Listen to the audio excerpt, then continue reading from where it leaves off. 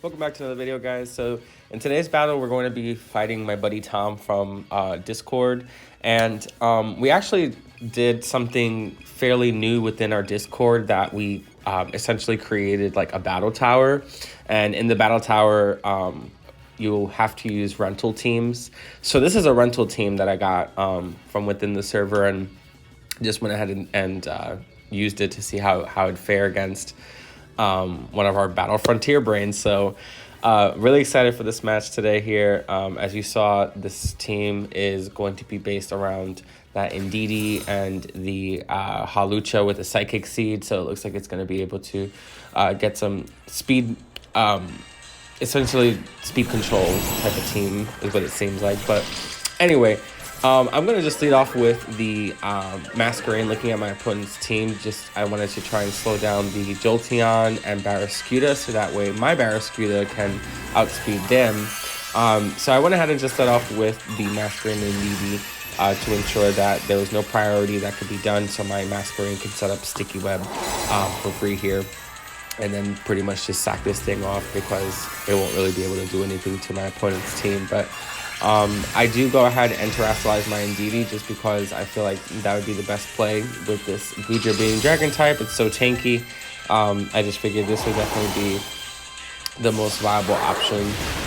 Now, he does go for the first turn Terra with me on the Barraskewda, and he goes into the Water type. So that's going to do some pretty heavy damage pretty much to my entire team. Barraskewda is a glass cannon. He has some pretty high attack, and he has a pretty decent move pool. This thing can learn Drill Run, a ground type moves for coverage on his what's it called, the electric type Pokemon. But anyway, so he's gonna go ahead and use Muddy Water here, and luckily my Masquerain does end up avoiding that attack, and my Indeedee's a freaking tank, and she just takes out, and the leftovers recovery will pretty much be like no damage has been done. So I do switch into the Barraskewda, because obviously I predict that he's going to use the same moves again to try and kill my Mons. But I want to preserve the Masquerain there in the back, just so I can get the Intimidate, also a free switch in case I needed to have a fodder Pokemon to switch into for free. So that's why I decided to do the switch. I know that I can at least take 2 water hits with my Barraskewda here, them being not very effective attacks. So I used the Dazzling Gleam on the Indeedee, which will go ahead and take care of that Barraskewda. And Goodra here just keeps healing with leftovers. Pretty annoying Mon, pretty tanky.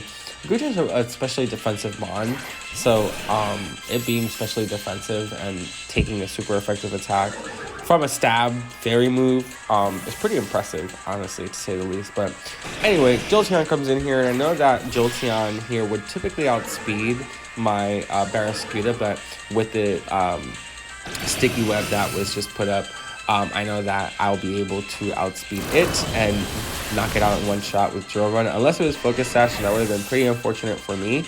But I did go ahead and use the Drill Run to make sure I can take this thing out. So we're snagging some wins here with Barraskewda, which is pretty cool.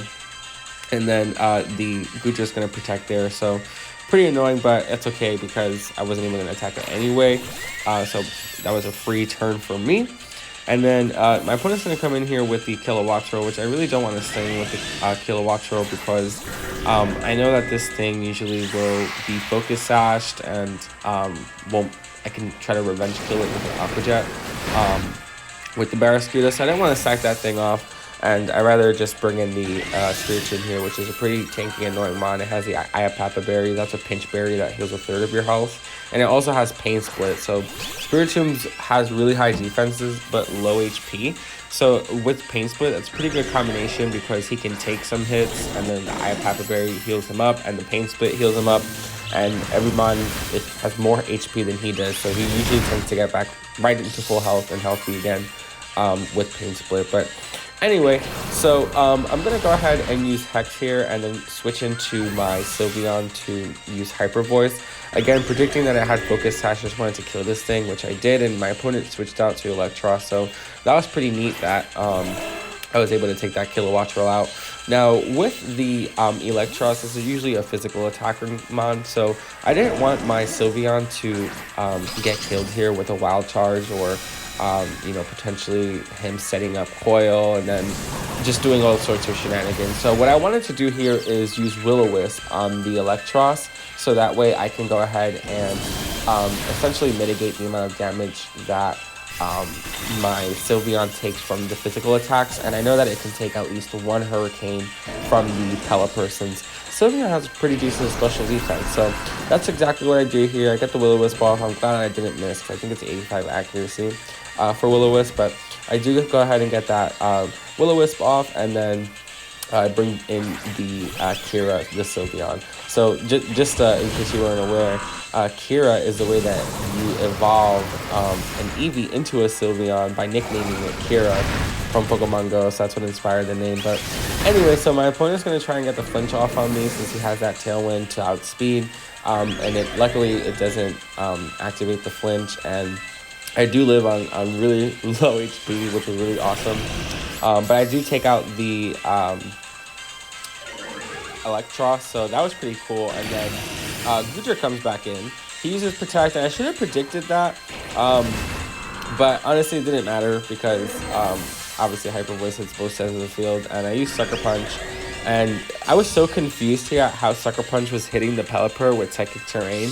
But then I realized, oh, Pelipper's flying, and when you're levitating or flying, the terrain doesn't, whatever the terrain effects are, don't affect that Pokemon. But I thought that it impacted both sides of the field, which is not true, because I also discovered in a past video that I could use Light Screen. But anyway, that was a really fun match here. Thank you guys for watching, and I hope I see you guys on the next one. Bye!